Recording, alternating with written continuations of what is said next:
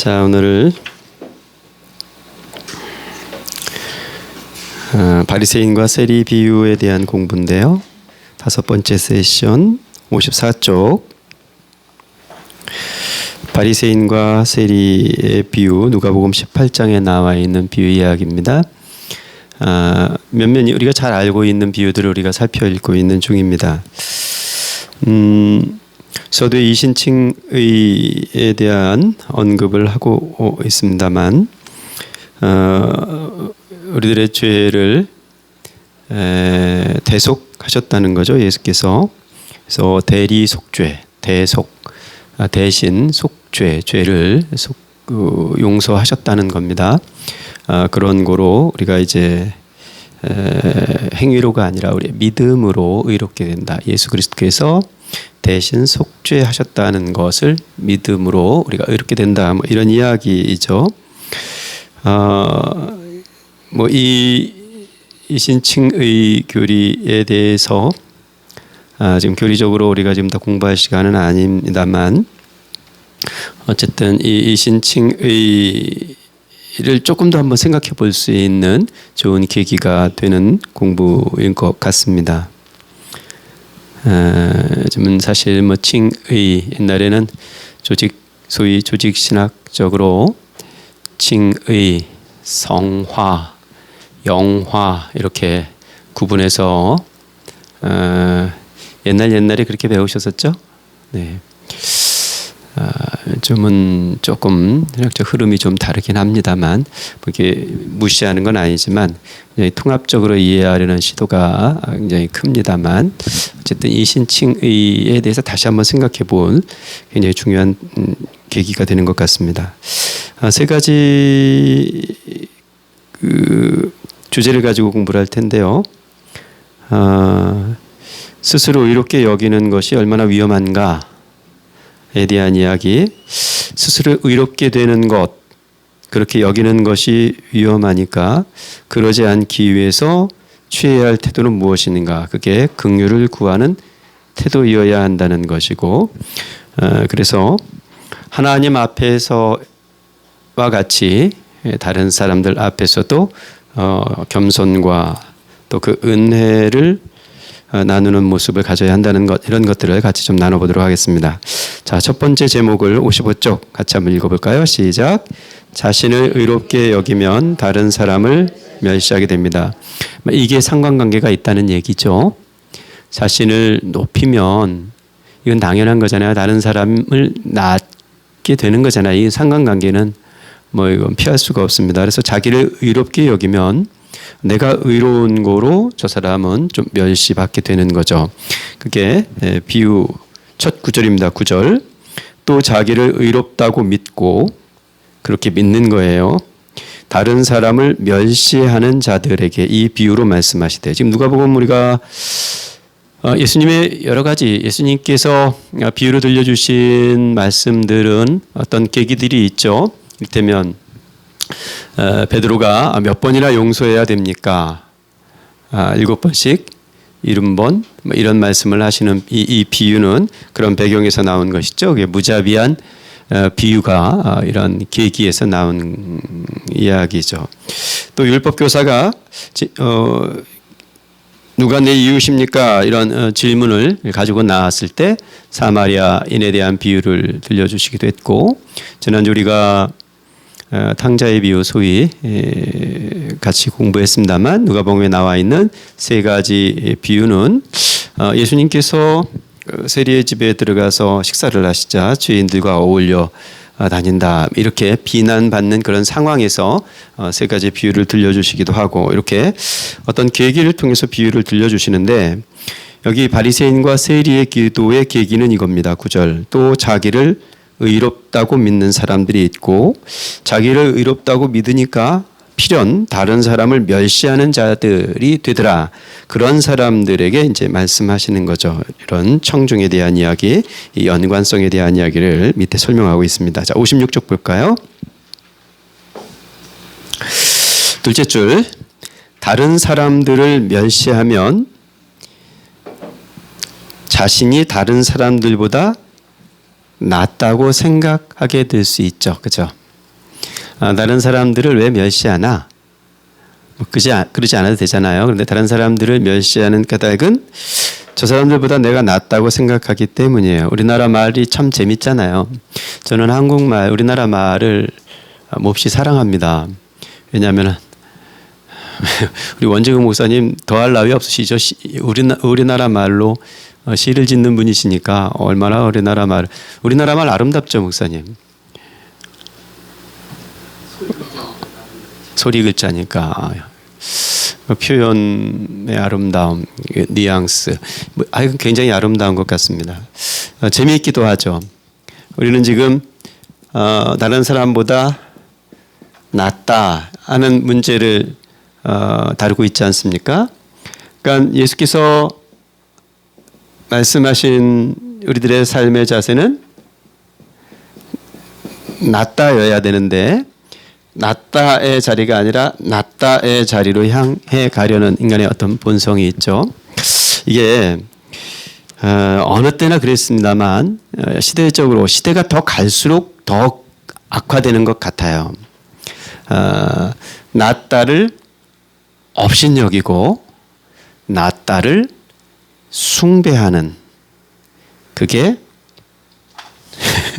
말장난하는 겁니다. 그게 죄를 낳더라. 죄송해요, 목사님. 시인 앞에서 말장난을 해서. 그렇죠. 낮음을 업신여기는 게 있어요. 특별히 우리 동양 사회, 유교권 사회, 동양 사회에서 더 그런 것 같아요. 이스라엘도 동양 문화권 아닙니까? 서양 사람들은 이게 조금 덜한 면이 없지 않잖아요. 예를 들면 직업의 귀천 확실히 덜합니다. 그러니까 우리가 길을 쓰고 대학에 가려는 이유는 요즘은 대학 나와도 뭐 그리 할 것도 없음에도 불구하고 길을 쓰고 대학에 가려는 이유는 이 낮음의 무시를 당하지 않으려고 그러는 거 아닙니까? 우리 안진호 선교사님 뉴질랜드에서 오래 계시다 오셨지만 그런 말씀 하시더라고요. 용접하시는 엔지니어들 있지 않습니까? 기술공들 용접하시는 분들. 이분들 뉴질랜드 가면요. 최고의 대우를 받으신대요. 맞죠, 목사님? 그 뭐죠? 시민권 따기도 좋죠. 영주권, 시민권. 우리는 용접공 이렇게 좀 전문 기술직 아닙니까? 미장 뭐 이런 거 정말 어렵잖아요. 전문 기술직이란 말이에요. 그러면 서양 사람들은 이걸 좀 인정해 주는 면이 있는데 우리는 몸으로 하는 일들에 대해서는 굉장히 천시하는 그런 면이 있어요. 산홍공상 아주 빼박이죠, 그냥 아직까지도. 그래서 펜대 굴려야 그래야 좀 사람 노릇한다고 생각을 하고 그런 것이 동양 사회에선 더 짙게 묻어나는 것 같습니다. 그래서 낮음을 천시 여기죠. 그리고 어떻게든 저 사람보다 내가 나아 보이려고 길을 쓰고 공부하고 길을 쓰고 공부하는 놈이 아니라 길을 쓰고 공부를 시키려고 드는 거죠. 공부한다는 놈은 해야죠. 근데 공부 안 한다는 놈까지 길을 쓰려니까 우리 목사님 가끔 그런 말씀하시는데 소위자매 소형자매 뭐 제대로 옛날 개척하시고 이러시면서 뒤 못 돌봐주셨다는 거예요. 그렇겠잖아요. 근데 지들이 알아서 공부할 놈들은 이렇게 하는 거죠, 그죠? 할 놈들은. 근데 안 할 놈들을 그거 참 몽둥이 들고 쫓아다닌다고 그거 하는 것도 아닌데 어떻게 해서든 그래 보려고 애쓰는 것 이런 것들이 결국 험악한 사회를 낳는 것이 아닌가 싶습니다. 자, 이게 다 잘못된 믿음에서 나온 것이다 이런 이야기를 하고 있는 거고요. 자, 쭉 내려와서 질문 그 질문 그 위에 네 번째 줄을 보겠습니다. 하나님을 자기 힘으로 기쁘시게 할 수 있다는 생각, 이게 자기의죠. 하나님을 자기 힘으로 기쁘시게 할 수 있다는 생각, 즉 스스로 이루어질 수 있다는 생각은 하나님의 기준을 따라잡을 수 있는 것쯤으로 폄하하거나 하나님과의 단절을 초래한 모든 죄를 간과한 결과로 일어나는 거예요. 굉장히 중요한 이야기죠. 한번 생각을 해봅시다. 어떻게 하면 하나님을 기쁘시게 할 수 있습니까? 어떻게 하면 하나님을 기쁘시게 해서 야 내가 하나님 기쁘시게 했으니까 이제 됐어 라고 선언할 수 있는 거죠. 그게 자기 의인데 어느 지점까지 올라가야 하나님을 기쁘시게 해서 이제 됐어 라고 선언할 수 있는 건가요? 이게 오해라는 겁니다. 잘못된 믿음이라는 거죠. 우리가 부르는 찬양 중에 아주 좋은 찬양이 있어요. 나 주의 기쁨 되기 원하네. 저도 이 찬양 참 좋습니다. 나 주님의 기쁨 되기 원하네. 이런 노래죠. 참 좋은 노래인데 어떻게 해야 우리가 주님의 기쁨이 되는 건가요? 제가 지난 주일 오후에 운영위원회 하면서 갑자기 그 생각이 들더라고요. 우리 교회에서 은퇴를 하신 목사님이 아직 한 분도 안 계시더라고요. 그죠? 56년, 7년이 됐는데 제가 앞으로 어떻게 될지 모르겠는데 내일 모레 또 어떻게 주님 먼저 부르실 수도 있고 잘 모르겠습니다만 한 교회에서 그렇게 오래 있다가 은퇴를 하면 주님의 기쁨이 되는 건가?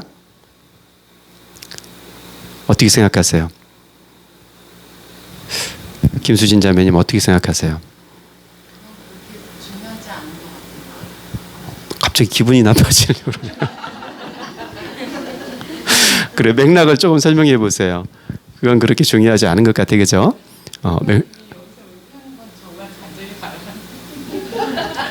이제 수습하는 거죠? 네, 아니 굉장히 중요한 얘기를 하셨어요. 맥락을 어떤 의미죠? 하나님이 원하시는 목회를 하느냐 안 하느냐. 역시 김수진이에요.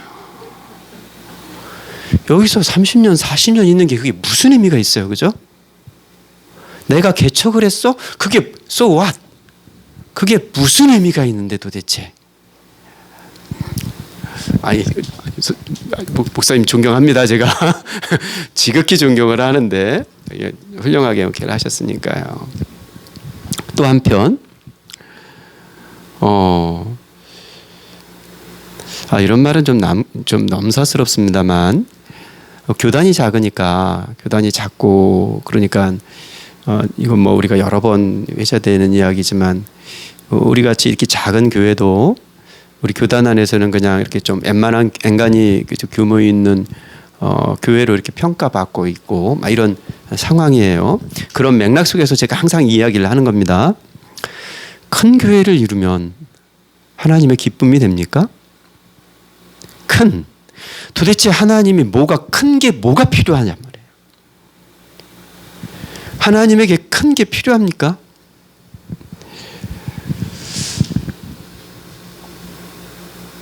우리의 자기의라는 것이 이런 함정에 있는 거죠. 무언가를 이루었을 때 이게 주님이 기뻐하실 거야.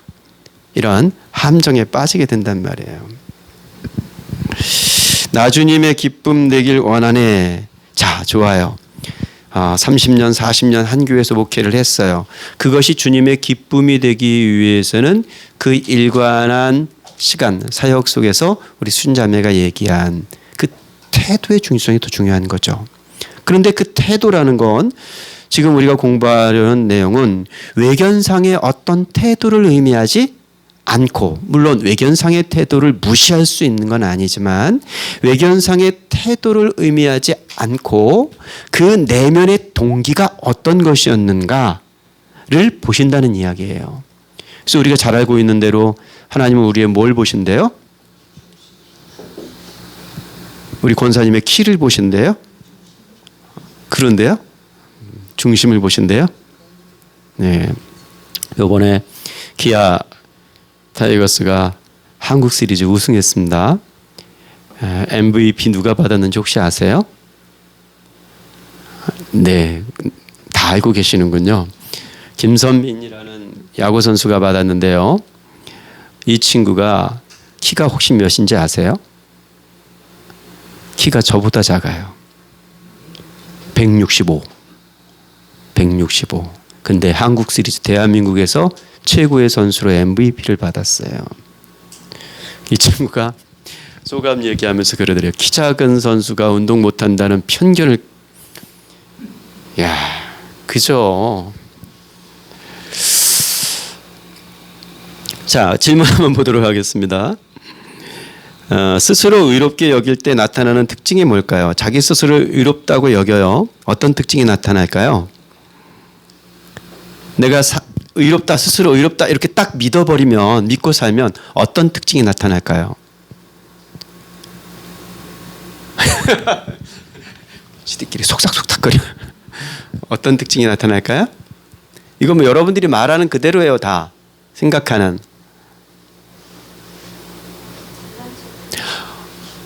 그렇죠. 그 잘난 척이라는 게 뭐예요? 자기가 하는 말은 다 옳고 맑고 자기가 하는 행동도 다 옳고 맞고 그게 잘난 척이죠. 또 스스로 의롭게 여길 때 나타나는 특징 어떤 거죠?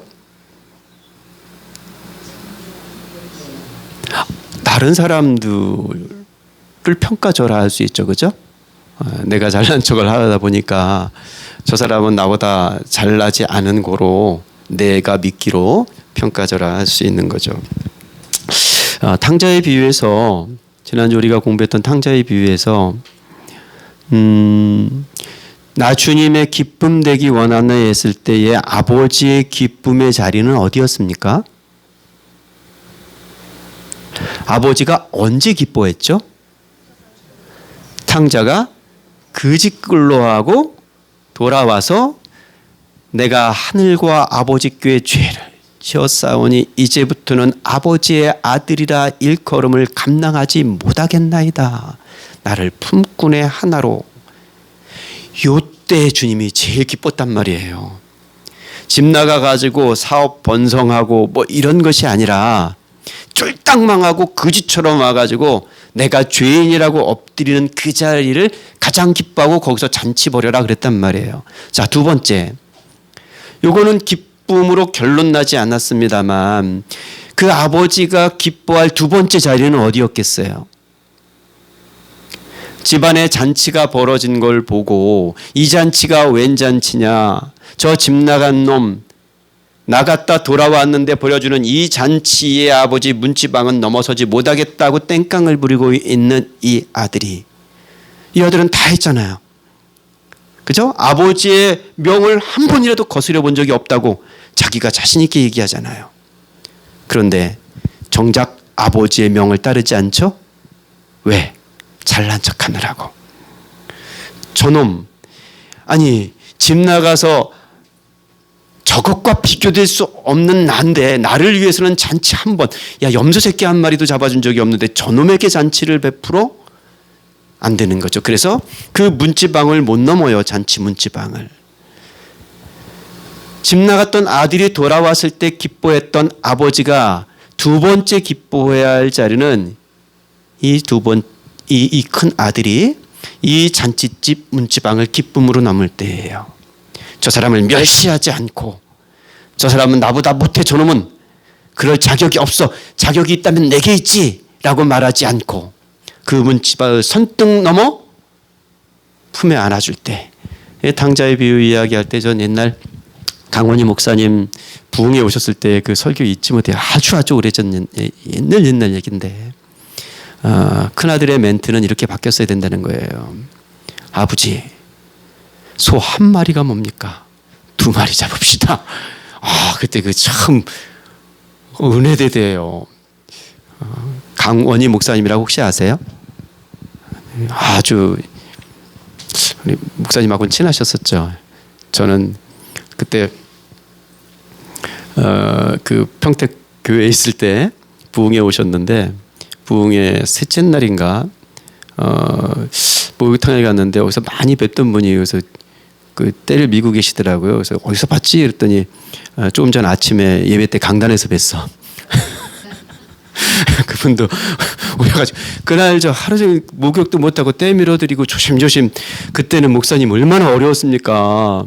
목사님 어디 근처를 어디 가요? 그러니까 이 전도사 나부랭이가 그때 그래서 굉장히 조심조심했던 기억이 있는데 한 마리 더 잡읍시다. 그리고 그 잔치 문지방을 넘었을 때 아버지의 기쁨이 있는 거예요. 그죠?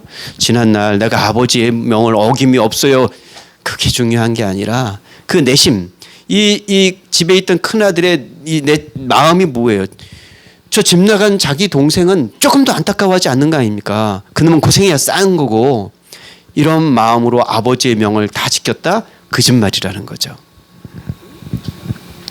그게 멸시라는 거예요. 멸시. 자, 그 얘기를 쭉 하고 있습니다. 자, 57쪽.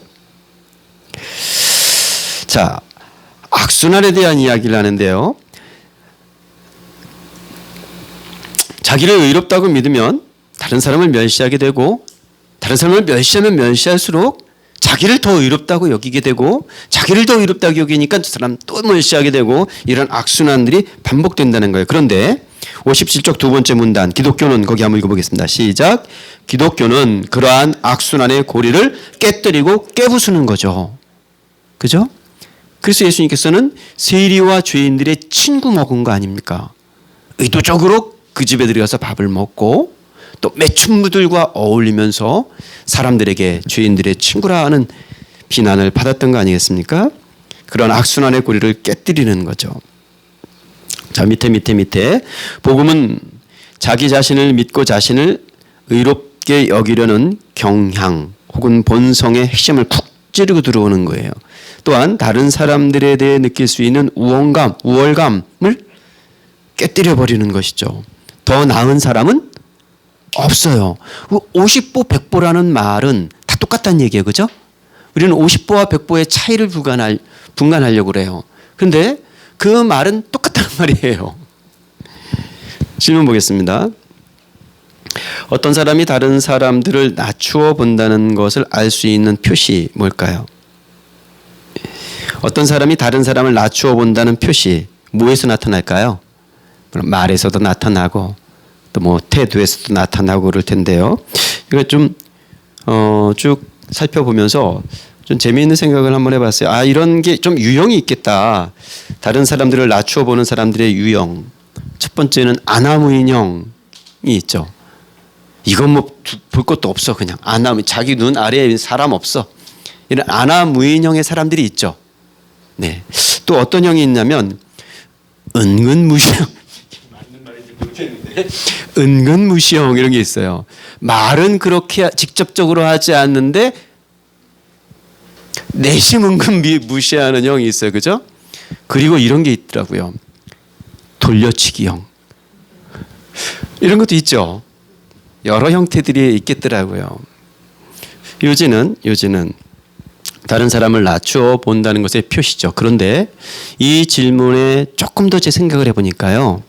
사실은 이렇게 표시 나는 건 그나마 다행이에요. 사실은 표시가 나지 않을 수도 있어요. 지금 여기 이 비유 속에서의 바리새인들이고 그 바리새인들의 내심을 알고 있는 예수님이니까 그게 표시가 난 거예요. 그런데 예수님 시대의 바리새인들에게서 이런 표시가 났을까요? 안 났을까요? 안 났습니다. 바리새인들은 존경을 한 몸에 받고 있는 사람들이었어요. 왜? 맥락도 없이 어떻게 존경을 받습니까? 그만큼 살았던 사람들이에요.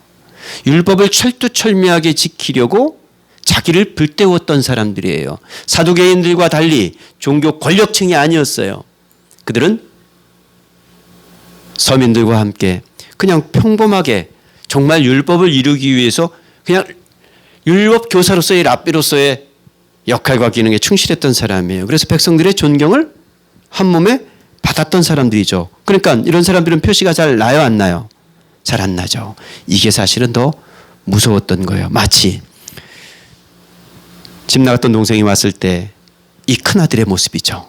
표시가 하나도 안 났거든요.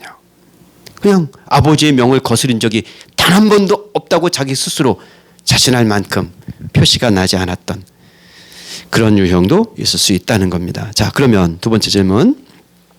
어쨌든 이런 다른 사람들을 낮추어 보는 것에 덫이 있는데 언제 그런 덫에 빠지게 될까?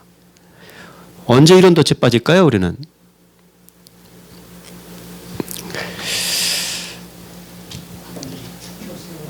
그럴 때 정말 핵심적인 말씀이죠. 남들이 죽여 세워줄 때.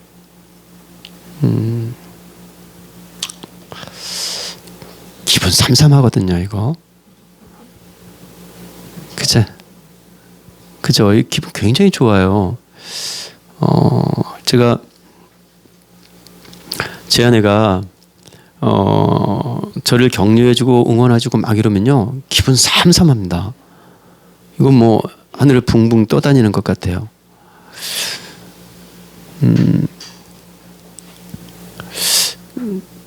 또 제가 이게 송구스럽.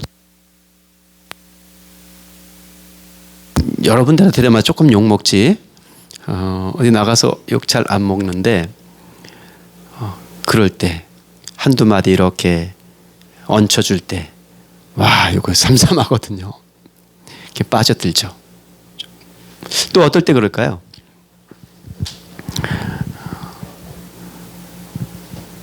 어떨 때 이런 덫에 빠지게 될까요?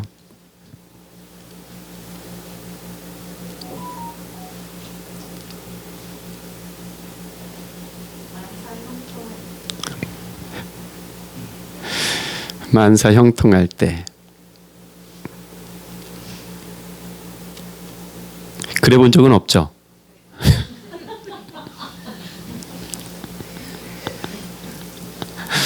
그래요. 어떤 높은 자리에 올랐을 때 그럴 수 있잖아요. 뭔가를 이루었을 때 그럴 수 있고. 이게 또 리더십 강한 사람들이 이런 함정에 빠지기가 쉽죠. 어떤 일을 주도적으로 해나갈 때 이런 함정에 빠지기 쉽고. 또 결국은 그런 것 같아요. 무슨 일을 행하느냐 안 하느냐보다도 더 중요한 건, 그러니까 하나님께서 어떤 일을 맡기셔서 소임을 따라 일을 해야 되죠. 그죠? 그걸 난 겸손하려고는 안 할래. 뭐 이렇게 하면 못 쓰잖아요. 또 이를테면 여전도 회장도 해야 되고 형제회 회장도 해야 되고 뭐 필요한 자리에서 일을 해야 되잖아요. 그죠? 목사도 해야 되고 장로도 해야 되고 필요한 자리에서 해야 되잖아요. 근데 요는 그게 그 일이 하나님 앞에서의 자리라는 걸 잊었을 때 결정적이지 않을까요? 그 말은 그게 내 일이 되어버렸을 때, 사사 시대의 문구로 하자면 왕이 없으므로 자기 소견에 옳은 대로가 기준이 되었을 때 이 늪에 빠질 수밖에 없죠. 굉장히 중요한 함정입니다. 자, 두 번째. 이게 더 중요해 보이는데요. 두 번째 주제 같이 읽어볼까요? 시작. 자신을 의롭게 여기면 감사의 말로 자기의 의를 포장하기도 합니다. 자, 조금 전에 결론부에서 첫 번째 주제의 결론부에서 표시가 나지 않을 수도 있다고 그랬죠? 예, 그 표시가 나지 않는 부분들을 한번 본문에서 보겠습니다. 두 사람이 기도하러 성전에 올라갔어요. 이 두 사람은 누구와 누구죠? 바리새인과 세리였습니다. 하나는 바리새인이고 하나는 세리였습니다. 11절 바리새인은, 자, 지금은 바리새인의 기도만 먼저 살펴볼 거예요. 세 번째 주제에서 세리의 기도를 살펴보고, 바리새인은 서서 따로 기도하여 이르되, 그러니까 이 기도의 태도도 벌써 다르죠? 서서, 성전에 서서 따로 기도하여 이르되, 어떤 기도를 했는가? 하나님이여, 나는 다른 사람들 곧 토색 불의 간음을 하는 자들과 같지 아니하고, 이 세리와도 같지 아니함을 뭐 했어요? 자, 이 바리새인의 기도를 한마디로 말하자면 무슨 기도였습니까? 감사 기도였어요. 그죠? 감사합니다. 제가 제 아내랑 요즘 그거 안 하네. 재작년인가 어디 갈 때마다 혹은 무슨 일 있을 때마다 여보, 무슨 좀 어려운 일 생기면 여보 그러면 우리가 같이 감사합니다 그랬거든요. 우선 제가 좀 혹시 장사가 오늘 안 됐어 그럼 제가 여보 그러면 주여 감사합니다 이랬고 지나간 적이 있어요. 이 감사기도거든요. 감사기도. 근데 감사의 내용이 뭐였습니까? 첫 번째, 내가 저 사람들, 다른 사람들, 토색불이 간음하는 사람들과 같지 않아요. 고맙습니다. 그리고 가까이서 보니까 어떤 놈이 있어요?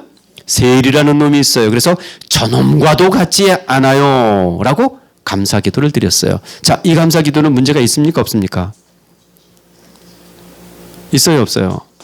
어떤 문제가 있는 거죠? 권사님, 어떤 문제가 있습니까? 이 감사 기도는. 자기 이름 대내기 어렵다. 그것을 하는 네. 어떤 문제가 있죠? 또? 고맙습니다. 좋은 의견이셨고요.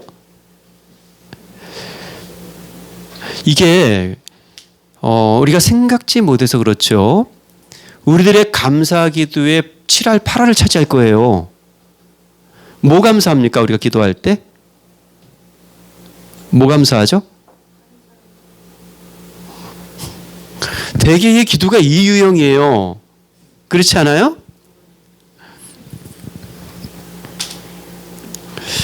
또 12절 보면 나는 일에 2번씩 금식하고 소득의 11조를 드리나이다. 자, 감사 기도는 이 바리새인이 드렸던 감사 기도는 철저하게 비교 선상에서의 감사죠. 한번 생각을 해봅시다. 옆집에 불이 났어요. 그 불이 우리 집에까지 미치지 않고 여기서 불이 났는데 이렇게 집이 이렇게 붙어 있는데 여기서 불이 났어. 그래서 여기까지 번져가고 여기까지 번져갔는데 우리 집은 멀쩡했어. 그러면 그때 주여 감사합니다 기도하죠. 그죠? 감사한 거예요, 안 하는 거예요? 감사한 거잖아요. 근데 뭐가 문제인 거예요, 이게 지금? 감사보다 먼저 해야 될 게 뭐예요? 긍휼이죠. 그죠? 감사한 거지. 액면 그 자체로 감사한 거지. 근데 감사보다 우선해야 될 것이 안타까움이에요. 안타까움. 이것을 잃은 채 야, 내 집은 이거 하나님이 우리를 진짜 천군천사로 보호해 주셨어. 여기를 예수 믿어. 그럼 어떻게 할 거예요, 이거는? 이놈은 죄를 지어서 예수 잘못 믿어서 그렇고 나는 예수 잘 믿어가지고 천군천사로 보호해 주셨고 이게 우리의 숱한 감사의 덧치고 함정이라는 거예요. 비교 감사. 비교는 감사에 쓰일 재료가 아닙니다. 네. 감사한 일이지만 좀 이따 결론적으로 이제 세리의 기도에서 이제 어떤 감사해야 되는지 살펴보도록 하겠고요. 우선해야 할 것이 있는 거예요. 지금 그 얘기를 가르쳐 주는 것이죠. 자, 우리가 이웃에 대한 이야기, 율법을 다 지켜라. 그 율법이 어떻게 요약되느냐? 하나님을 사랑하고 이웃을 사랑하라. 이게 이제 율법의 요약이라는 거 아닙니까? 그죠? 그걸 지켜야 율법을 지키는 거예요. 그래야 영생을 얻을 수 있다 이렇게 말씀하신 거 아닙니까? 그러면 그 도식에 의하자면 이웃을 사랑해야 내가 영생을 얻을 수 있는데 이걸 단절시켜 놓고 내가 감사합니다라고 말하는 건 그 율법을 지키는 거예요? 못 지키는 거예요? 다 지켰나이다? 거짓말이라는 거죠. 그게 내면의 동기라는 거예요. 예수님께서 그 부분을 짚어내시는 거죠. 그래서 일회에 2번씩 금식하는 것 귀한 일이죠. 원래 유대인들은 대속죄일 한 번만 금식하면 됩니다. 그 율법에 의하면. 근데 월요일, 목요일 이틀씩 금식했다는 거 아닙니까? 바리새인들이. 그리고 소득의 11조 제대로 드렸습니다. 요즘은 11조 교인 하면 11조 교인만 뭐 반만 있어도 교회는 별 문제가 없죠. 그죠? 온전한 11조 교인 뭐 이렇게 칭하지 않습니까? 근데 바리새인들은 어떻게 11조를 했냐면요. 자기가 벌어서 만약에 100만 원 벌었어요. 100만 원에 11조만 100만 원에 10의 1만 11조를 한 게 아니라 시장에서 물건을 샀어요. 물건을 사 왔는데 그게 3,000원짜리예요. 그런데 이 물건을 판 사람이 11조를 안 했을 수 있으니까 그것까지 11조를 대신해 줬어요. 그게 이 바리새인들이 가지고 있는 11조예요. 혹시라도 율법을 어길까 봐 이건 자랑할 만해요, 안 해요? 내 입으로는 못해도 사실은 내심으로는 할 만한 자랑거리이기도 하겠죠. 그 얘기하고 있는 겁니다, 지금. 자, 그걸 좀 설명을 좀 해볼까요? 58쪽. 재밌는 말, 지금 이 교재 만드신 분이 하고 있습니다. 앞서 우리는 스스로 의롭게 여기는 마음이 자라면 자기 자신을 신뢰하고 다른 사람을 멸시하게 된다는 걸 배웠죠. 이번에는 자기의 의가 어떻게 모습을 드러내는지 살펴보겠습니다. 자, 중요한 대목이에요. 자기 의는 때때로 어디 뒤에 숨어요? 감사의 말 뒤에 숨어요. 위장된 자기 의입니다. 감사의 말 뒤에만 숨지 않아요. 겸손의 말 뒤에도 숨습니다. 또 순종의 모습 뒤에도 숨습니다. 그러니까 내적 동기가 분명하지 않으면 이렇게 숨어서 드러난단 말이에요. 숨어서.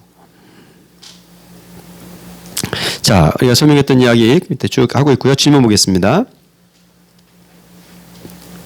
자, 이렇게 감사 기도를 하고 금식과 11조를 당당하게 자랑하고 있는 이 기도의 질문입니다. 그때 누군가가 바리새인이 스스로 의롭게 여기고 있다고 지적했다면 이보시오.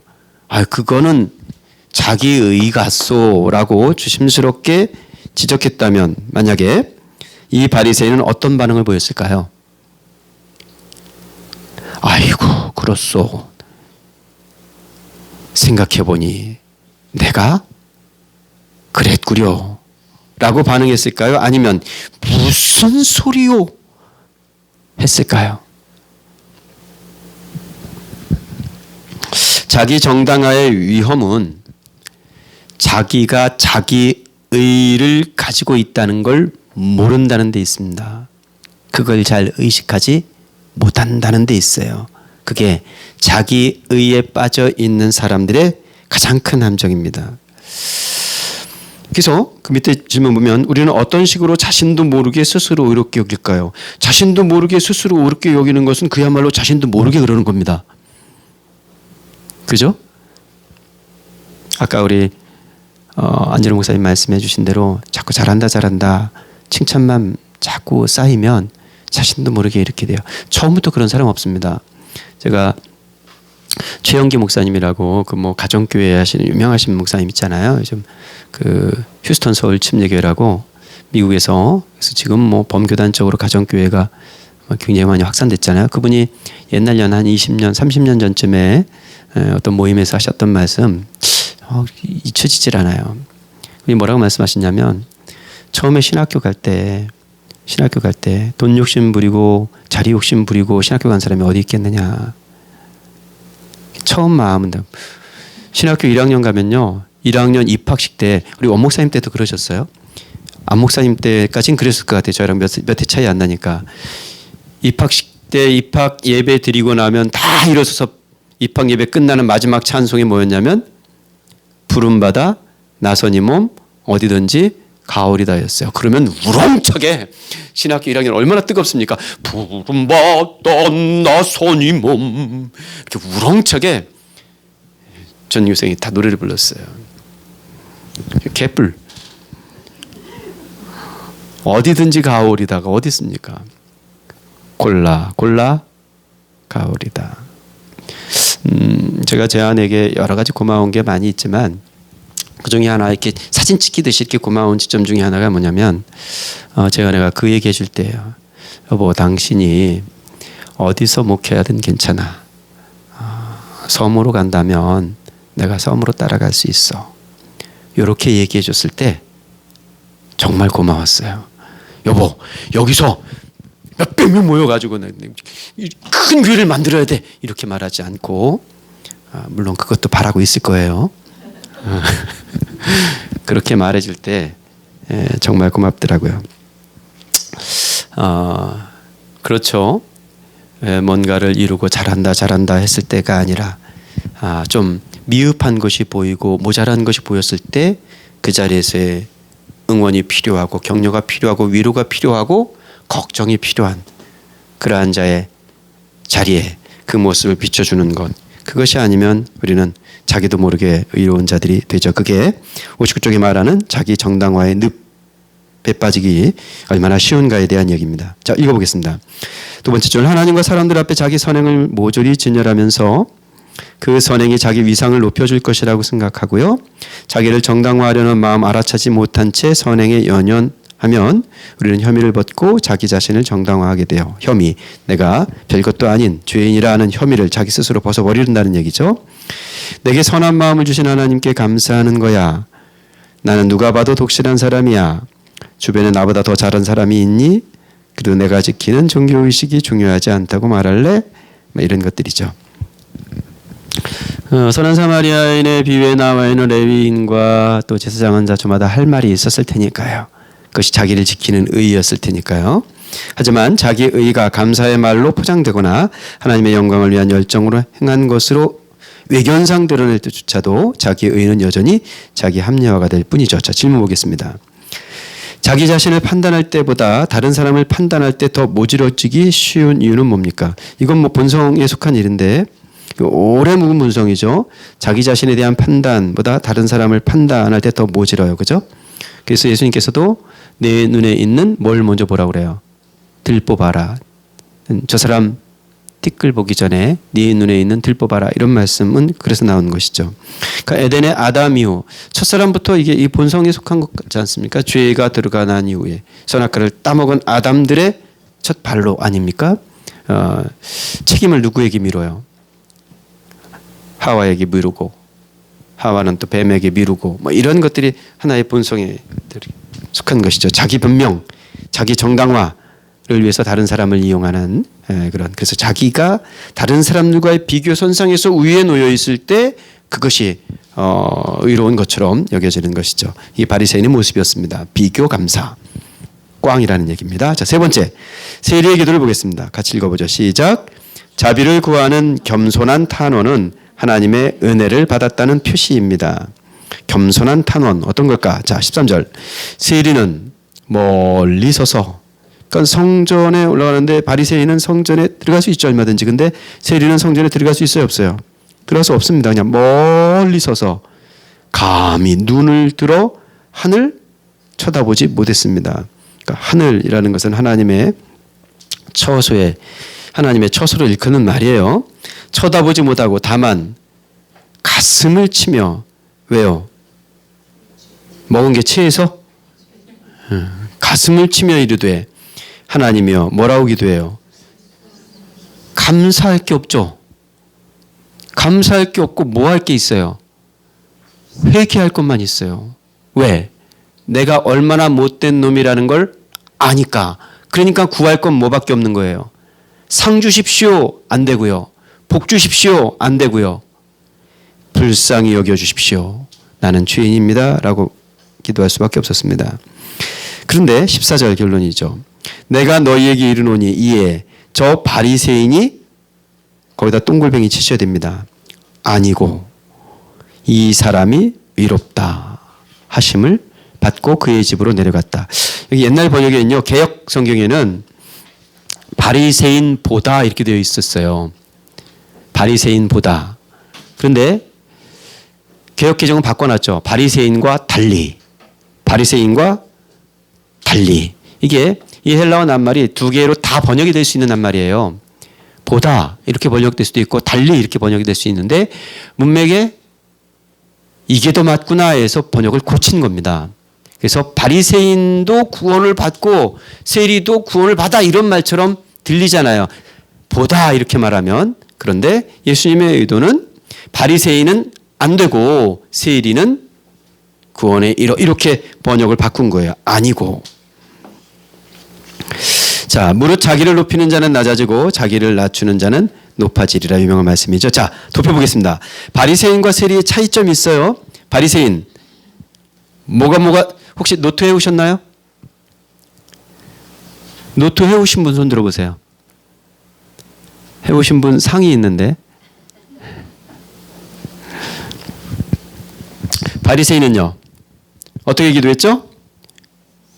서서 당당하게 성전에 서서, 또 따로 무슨, 옛날에는 목사님들은 이 본당 강대상에 따로 기도석이 따로 있었잖아요, 그죠?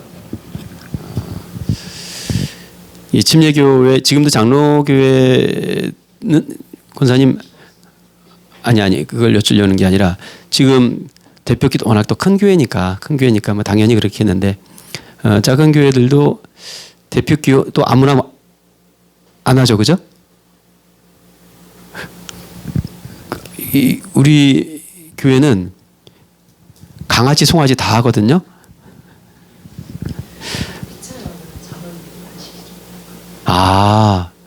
그렇게 할 수 있죠.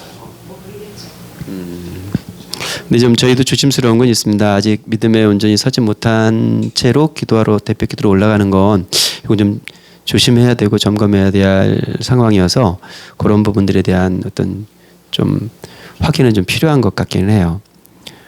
어떤 특정한 좌석이 있고 따로 서서 또 하고 뭐 이런 어느 교회 가니까 주차장도 목사님석이 따로 있더라고요. 저희는 이것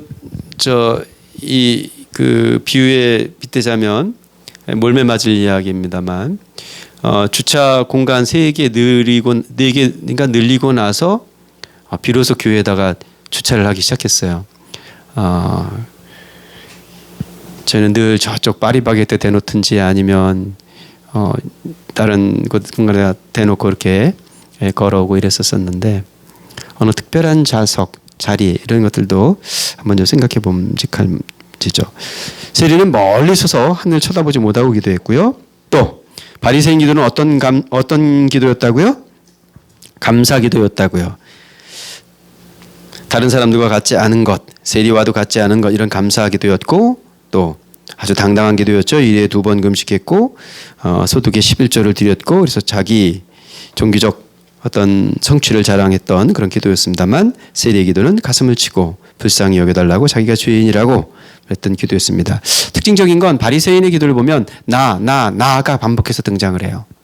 자, 그만큼 자기가 중요했던 거죠. 자, 그 밑에 있는 것 4번째 줄 보겠습니다. 그는 자신이 얼마나 의로워 보이는가에 대해서는 전혀 신경 쓰지 않았고 오로지 자신이 얼마나 큰 죄인인가에 대해서만 걱정했다. 굉장히 중요한 문장인 것 같습니다. 세리가 그랬다는 거죠. 자기가 얼마나 의로워 보이는가에 대해서는 신경 쓰지 않았어요. 왜냐하면 죄인이었으니까. 죄인이라는 걸 알았으니까. 또 오로지 자신이 얼마나 큰 죄인인가에 대해서만 걱정했던 거예요. 그건 사실은 바리새인도 똑같은 태도여야 했다는 얘기를 하는 거죠. 지금 예수님께서는. 자, 질문. 바리새인과 세리의 각기 다른 기도는 그들의 태도에 관해 뭘 말해줘요? 자기가 스스로 어떤 사람인가, 어떤 사람이라고 여기는가를 보여주는 거죠. 바리새인은 자기를 의롭다고 여겼다는 얘기고 그래서 이 비유의 시작이죠. 자기를 의롭다고 여기는 바리새인에 대한 그가 여기 이 세리는 자기 스스로를 나는 의롭지 않다고 여겼다는 거고 그것이 기도의 태도와 기도의 내용을 다르게 했다는 거죠. 밑에 보겠습니다. 세리의 기도는 하나님의 심판을 면하게 해달라는 기도였고요. 그것은 속죄 기도였고요. 하나님의 화목제물을 통해 하나님의 자비가 베풀어지기를 기도한 거였어요. 바리새인은 그가 하나님을 위해 왔던 모든 일에 관심을 집중했어요. 세리는 하나님이 그를 위해 자비를 베풀어 주시기를 바라는 것 그것이야말로 유일한 소망이었다는 걸 알았다는 이야기입니다. 자, 넘어가서요. 2번째 절. 당시 청중은 자, 이 비유를 듣고 당시 청중은 이 이야기의 결말에 충격을 받았을 거예요. 우리는 너무 잘 아는 이야기라 은혜를 받지만 1세기 예수님 당시에 이 비유를 들은 청중들은 충격을 받았을 거예요. 왜 충격을 받았을까요? 바리새인이 당연히 구원을 받아야지. 이 안에 대전제와 같은 것인데 세리는 이거 뭐 사람 취급도 못 받는 이 사람은 종교인으로 취급을 받지 못하잖아요. 바리새인들은 종교의 리더고 세리는 종교인으로 취급도 받지 못하는 그런 부류인데 이건 충격이죠. 자, 그러면 그 밑에 내려와 우리 시대에 찾으셨나요? 네, 거기 한번 제가 쭉 읽어보겠습니다. 우리 시대의 가장 혐오스럽고 경멸스러운 범죄자들을 한번 생각해 보십시다. 오늘날의 상황에 한번 적용을 해보자는 거죠. 대체 종교의 목적이 뭔가에 대한 고민을 좀 해보자는 겁니다. 우리 시대의 가장 혐오스럽고 경멸스러운 범죄자들 누굽니까? 연쇄살인범, 아동성욕범 등도 있겠습니다만 지금 한국 사회에서의 가장 혐오스러운 경멸 대상은 누구예요? 특별히 한국 교회에서는 동성애자들입니다. 맞나요? 맞아요? 예. 그들하고는 아니잖아요. 그들은 완전 죄인이잖아요. 자, 그건 분명한 거죠. 그런데 이런 상황을 한번 고려해 보자는 이야기죠. 그들은 이런저런 상황에서 교회도 못 나오고 있어요. 세리처럼. 나쁜 놈이죠. 누가? 세리가. 좋은 사람 아닙니다. 제가 이 결론문에서 이야기 나눌 부분이긴 한데 좋은 사람 아니에요. 그런데 자기의 나쁜 걸 알았단 말이에요. 이 사람은. 그게 둘째 아들 아닙니까?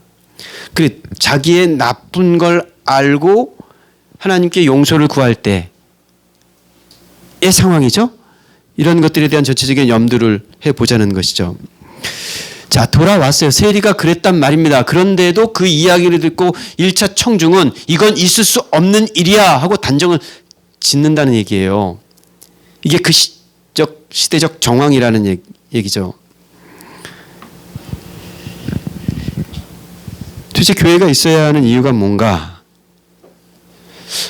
하나님 나라, 예수께서는 하나님 나라가 왔다 이렇게 선포하셨는데 하나님께서 지으신 창조 본연의 세상을 회복하는 것, 그것이 하나님 나라일 텐데 그게 샬롬이고 노아. 여러분 창세기 안에 새 창조의 이야기가 나오잖아요. 바벨탑으로 인해서 하나님께서 뭘로 심판을 하세요? 세상을 물로 싹 심판을 하시는데 누구만 살려두세요? 노아가 무슨 뜻입니까? 노아가 무슨 뜻이에요? 이것도 여러 번 말씀을 드렸는데 고맙습니다. 다시 말할 기회를 주셔서 제가 강세경자매 개원 예배할 때도 또 말씀을 드렸는데 그 이름이 뭐예요?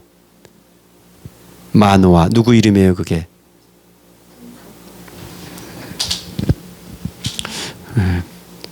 찾아보세요. 노아는 안식이라는 뜻이에요. 안식. 자, 하나님께서 엿새 창조하시고 일곱째 날 쉬셨다. 그분은 예수님께서는 그 안식일에 밀리삭 따먹는 이야기를 통해서 안식일 논쟁을 벌일 때 아버지께서 일하시니 나도 지금 일한다 그래요. 안식일 날 일하신단 말이에요. 그 일이 뭐예요? 안식이에요. 안식. 7일째. 그러니까 안식이 창조의 목적이었죠. 사람이 창조의 목적이 아니고요. 사람 지었으니까 창조 끝났다가 아니고요. 일곱째 날을 짓기 원하시는 거예요. 하나님께서는. 그래서 그 일곱째 날 창조 안식을 위해서 지난 6날에 창조를 하신 것이죠. 그래서 물로 심판을 이루실 때 노아를 살려두신단 말이에요. 안식을 남겨두세요. 우리에게 그 안식을 주시려는 거예요. 이 불화하는 세상에서 지금도 엊그제 우리 FMB 선교 포럼에서 북한 선교를 그 주제로 하면서 첫째 날 저녁 때 우리 그 기도회 갔는데 좀 그 기도회 정말 뜨겁대. 홍사모님 뜨겁죠. 백순실 총무님 기도회 참 뜨겁게 인도하시는데 정말 간절함이 생기더라고요. 예. 창조 본연의 질서를 따라가야 되는 것이죠. 이 전쟁의 세상에서 지금도 미사일이 툭툭 떨어지는 세상에서 우리나라에는 전쟁이 일어나지 않으니 감사합니다만 하고 있는 것이 옳은 것이냐 말이에요. 한강 작가가 노벨상을 수상하면서 그 뜨문뜨문한 어조로, 낮고 뜨문뜨문한 어조로 지금 이 전쟁의 세월 속에서 잔치를 벌인다는 것이 말이 되냐고. 그래서 수상잔치를, 아버지가 동네 잔치를 벌이려고 그랬던 거 아니에요? 그 시골 마을에다가. 아니 이게 어마어마한 일 아닙니까? 노벨상.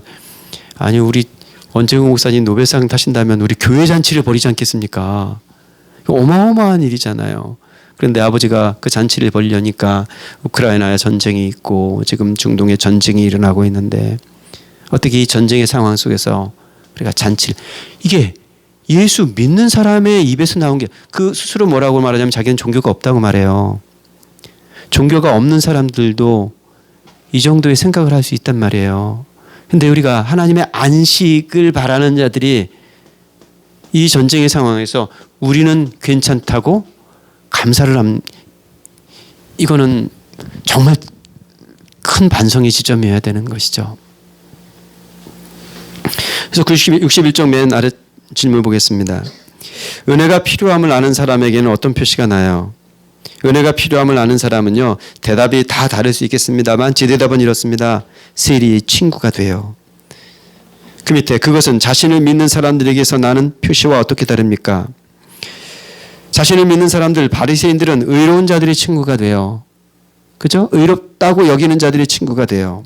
세리의 친구가 되려는 사람과 의로운 사람들만 친구 삼으려는 사람들과 예수께서는 어쪽 편을 먹으셨습니까?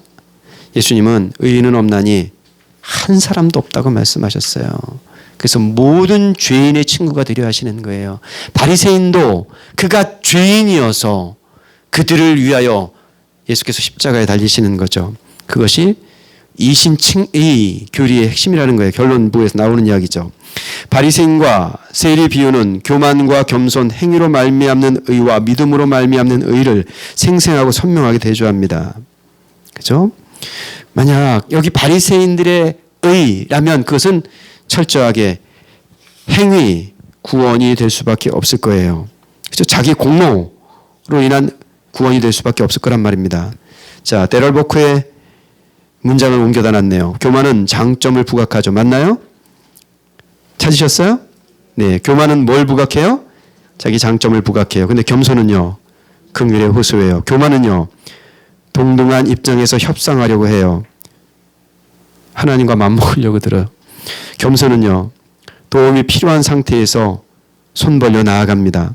교만은 다른 사람을 깎아내림으로써 자신을 구별하지만 겸손은 누구나 도움이 필요하다는 것을 알기에 다른 사람과 자신을 동일시해요. 교만은 사람들에게서 스스로 멀어짐으로써만 파괴되지만 겸손은 함께 몸부림치면서 공감하는 힘으로 사람들의 마음 문을 열어요. 교만은 하나님의 은혜를 외면하지만 겸손은 하나님을 반기며 하나님께 두 손을 듭니다. 아유, 무슨 하나님의 은혜를 외면해요. 외면한다니까요.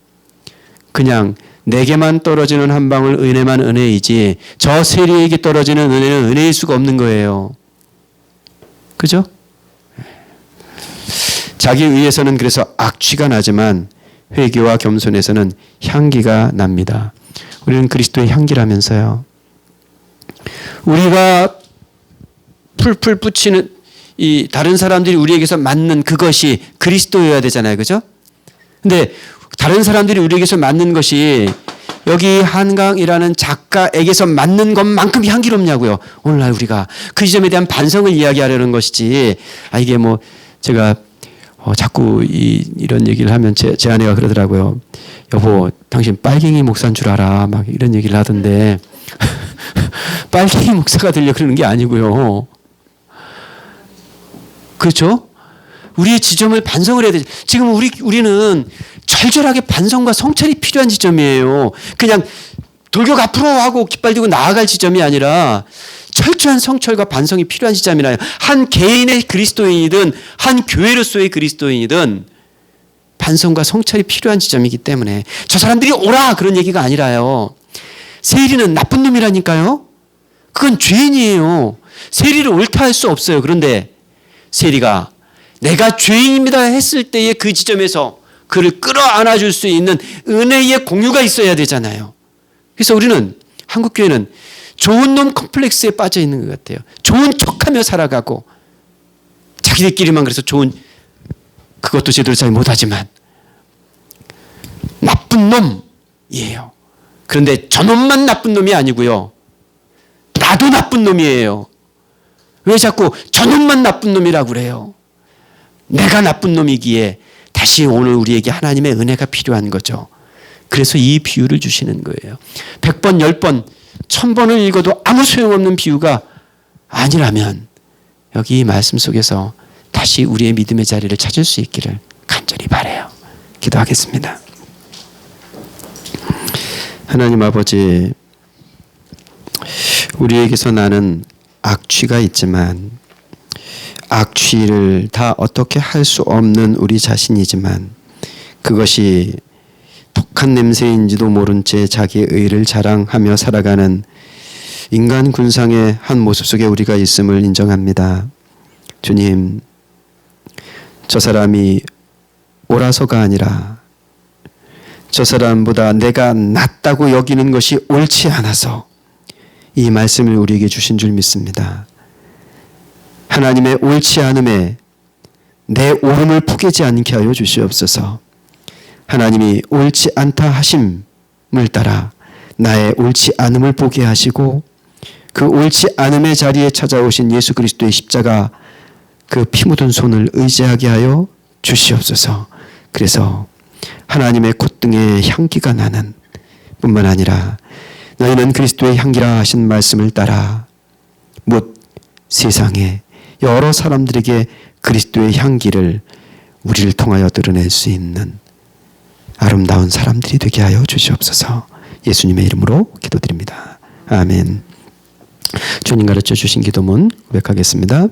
하늘에 계신 우리 아버지여, 이름이 거룩히 여김을 받으시오며 나라가 임하옵시며 뜻이 하늘에서 이룬 것 같이 땅에서도 이루어지이다.